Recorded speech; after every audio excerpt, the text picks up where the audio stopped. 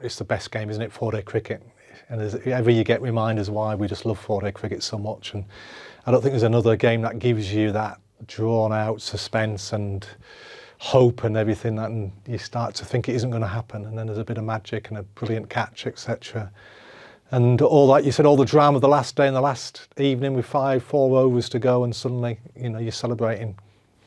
With what we've experienced over the last few years, though, does that give you a little bit more hope than before? Obviously thinking we've done it before, so we can do it again.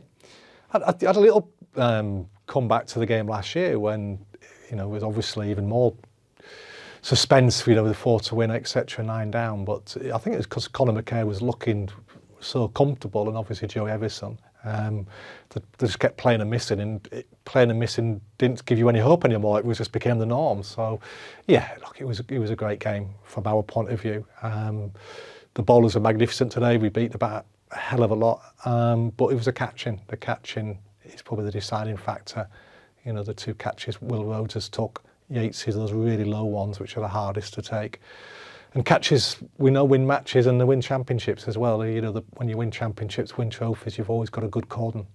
Yeah, I mean, you talk about this bowling unit. You had 4 first-class quality seamers at his disposal. Then you've got many other options as well. How important do you think that was in that final day? Well, I think with 5. I think Barney's up there. I think Barney was unlucky today. I think there was 1 over, he beat him 3. I think beat Joey Everson 3 on the spin, and then another one a couple of balls later, so 4 times in the over, and that was when the ball was about 72 overs old. So, look, the captain's got good options, which is brilliant for him, and captain's only as good as his attack. So he's blessed at the moment, and we've got to try and keep these boys fit, and hopefully at some point we get Liam back as well, which will take some pressure off, because we'll lose Wokesy occasionally, be it rested or back to England, we know. But at the moment we've won, and I think we're top of the league, which is great. It's a great feeling for everybody.